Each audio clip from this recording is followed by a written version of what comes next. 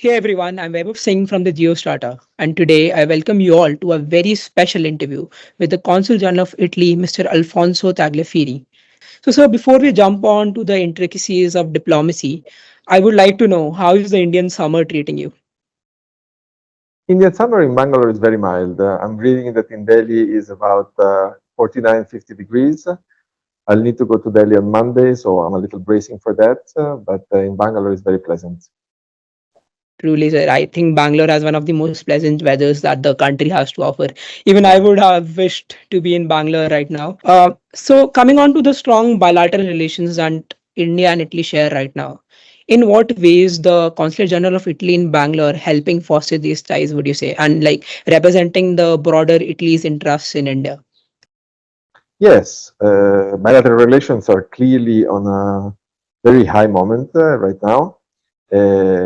Our two countries are just last year, when our Prime Minister visited India, we signed a strategic partnership, which means that now we are enlarging the scope of our relationship to new sectors like defense, like space, cybersecurity. And of course, we are increasing also what we traditionally do, which is energy transition, automotive, precision manufacturing, etc. And the bilateral trade is growing very fast. We were at around $9 billion exchange in 2019 pre-COVID, and we are now at 14 billion. So that was a big increase. The consulate makes its part, of course. We decided to open in the south of India last year because we see potential, of course, in the country and in the south. We had already a consulate general in Mumbai and one in Calcutta, and the embassy in Delhi. So the south was not properly covered, we believed. So the Ministry of Foreign Affairs decided to open a posting in the south to be closer to the companies, to be closer to our nationals, and also to be closer to Indians who apply for Italian visas. Because, of course, part of the bilateral relations is also people to people relations. We have, of course, tourists that want to visit Italy, but we have a growing number of students. We have a big number of business visas and all religious and all the other kind of visas. But of course, we want to have a proximity to our applicants. So, sir, as you all know, the number of Indian students going to Italy for studies is increasing rapidly, and we are expecting the growth to increase year on year. If you could please elaborate in what particular ways is the consulate in Bangalore assisting students who wish to pursue higher education in Italy? Because you said that the consulate is very strategically placed to help more education opportunities to be provided to Indian youth as well as people who want to come from Italy to India, maybe study. So, yeah, if you could just elaborate on that. Yes, you said very rightly that the number of Indian students in Italian university is definitely growing. This is also thanks to the fact that now in Italy we have more than 500 courses entirely taught in English. So we moved from around 5,000 students a few years ago, pre-COVID. Now we reached almost 12,000. So again, a big growth. So being in the south, of course, allow us to be closer to the universities, closer to the students, and their need.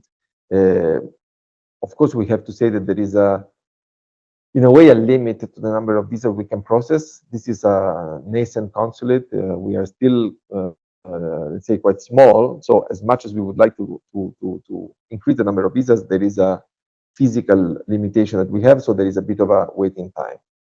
That said, still we have increased the number of visas we grant with this opening, and we also want to foster the relations between the two ecosystems. So to do so, as I mentioned, we have Unitalia, which is the agency, the public agency to help students get in touch with Italian universities.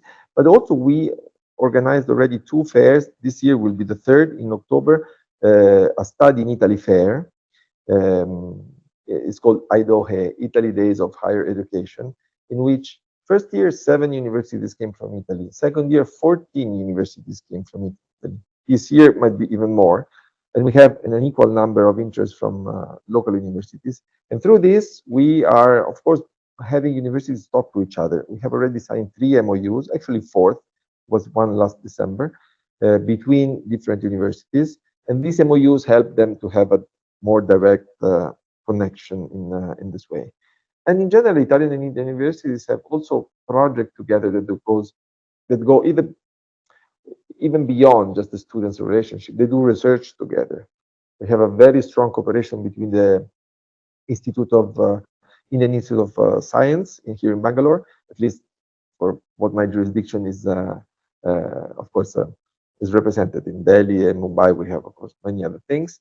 So they collaborate, the IIS, with Electra Synchrotrone, which is a big accelerator of particles in Trieste. We have nice collaboration with between Christ University. I'm just quoting a few of interesting ones. Christ University and University of Trento in the north of Italy about green hydrogen.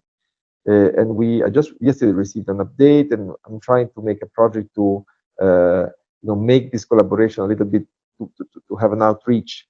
And because through the creation of green hydrogen, you also, I discovered at least, you can also clean polluted water. Because to create hydrogen, you break the particle of water into hydrogen and oxygen. Doing this, you also break some organic contaminants, for example, antibiotics that could be in the water, and you just create atoms. So we are trying to do something maybe to clean a Bangalore lake or something like this. It's at the beginning.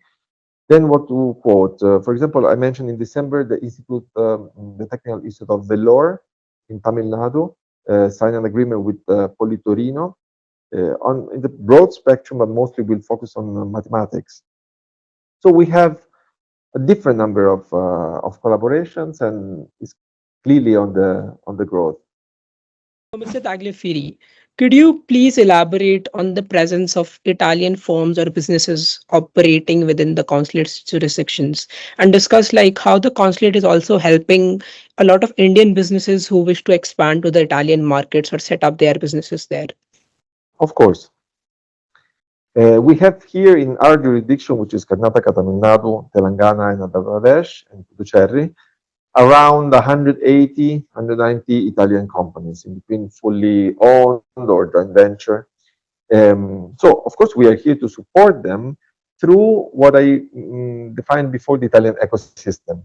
In this, I think it's very important to work hand in hand with the trade agency and the Chamber of Commerce. In this, they are not exactly, but in a way complementary a little bit, because the Chamber of Commerce is more of a welcoming board that help companies from Italy who are entering the countries to get best contacts and to understand the market well. You know very well that the Indian market is huge, is promising, is growing, but it's also not easy. It's complex, it's diversified. You need a granular approach to understand it well, and you need also a medium-term horizon. You cannot think of investing and in 2 years having a break-even or a profit. So the Chamber of Commerce is a good chamber of compensation for these companies who arrive and want to understand and make contacts. While the trade agency, they do also help Italian companies expand in India, but they also help mostly Indian companies to expand, move to Italy. In this, together with Invest in Italy, which is our agency in Italy, there is also a website called Invest in Italy, in which you can see all the advantages that investing in Italy brings. I was just discussing this morning with a big company from Calcutta, but also some of their workers apply for visa from here, and they manufacture trains, 9 trains in the south of Italy, Titagar. So the bilateral trade, as I mentioned, is very intense. We mostly export what Italy exports in the rest of the world, which is not what most of people expect. Everybody think of the 3F: furniture, food, fashion, Ferrari. But we mostly export precision manufacturing, so machines. We have a very similar export, let's say, geography than Germany. But Germany is famous for its machines. Italy is more famous for its pizza, for its fashion, which is also important. It's part of our soft power. But in terms of numbers, the bulk is machines. While we import from India mostly raw materials, but raw materials which enter in the cycle of bilateral trade, because it's mostly iron, aluminum, steel, leather, things that we use to also to create other objects and re-export the machines to India. And then with these machines, Make in India can create objects to export abroad. So it's a virtuous cycle, I would say, because in general, what we export tend to be more machines to make things rather than products.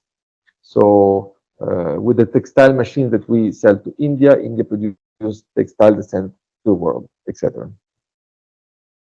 Yeah, So good to know I'm not that, sure if sir. I answered all your doubts. I can proceed. I think it has helped me answer a lot of helped our viewers answer a lot of their queries, especially how you explain that the Make in India program is working in collaboration with the Italian businesses here.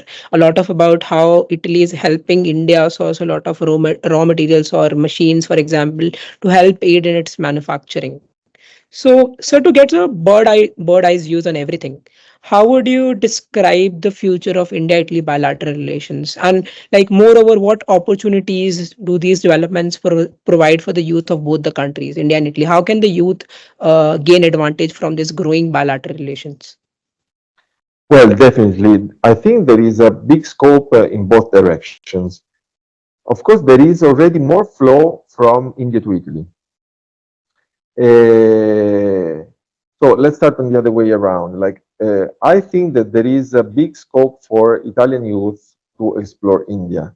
Traditionally, we didn't have a massive immigration towards India in terms of expats. We have a lot of companies here, around 800, but most of them, some of them are managed by Italians, but most of them, I mean, since there is a strong trust, they are left being managed by Indian counterparts.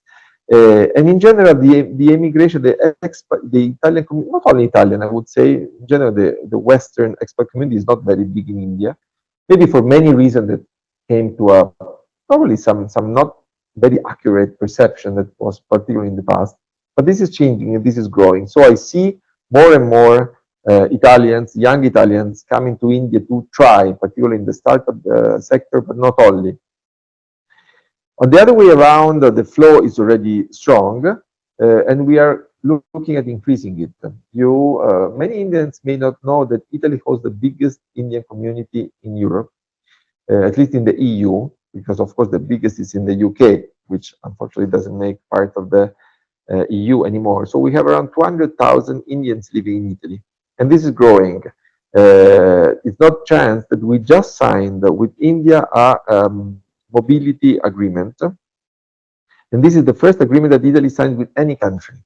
So this shows how much Italy wants Indian migration towards Italy, in particular qualified migration. So we're looking for engineers, software developers, nurses, mechanics, and we are in touch with public, particularly the Ministry of Labor, Skill and Labor, and also private institutions to channel this migration. Of course, the most important obstacle, but also I would say challenge rather than obstacle, is the language. Because particularly for some sectors, for example, nurses, you need to speak Italian. In Italy, not everybody speaks fluently English, and if you can accept maybe a software developer that speaks only English, that's fine. But in a nurse in a hospital, of course, you need to have the contact with the patient. But this is definitely something that will bring the people-to-people relation to a different level, and they will offer a lot of opportunities for youth to come to Italy. Yeah, good to know that, sir. I think there is a lot of, as you said, there is also a lot of one-sided migration that is happening from India to Italy, and it's good to know that Italy truly values that. As you said, some sort of a mobility agreement which was signed between the two countries. It's and that too being exclusive to India really says about the bilateral relations. Again, sir, we have come to the end of this conversation. Thank you for joining us today. It was a pleasure talking to you. We're looking forward to more future collaboration. And if you could pardon my Italian, uh, I don't know how you guys say it, but if it is fine, arrivederci, if that is how you Arrivederci. say Very it. well said. Thank you, sir. Goodbye. Arrivederci. See you. Bye bye. धन्यवाद.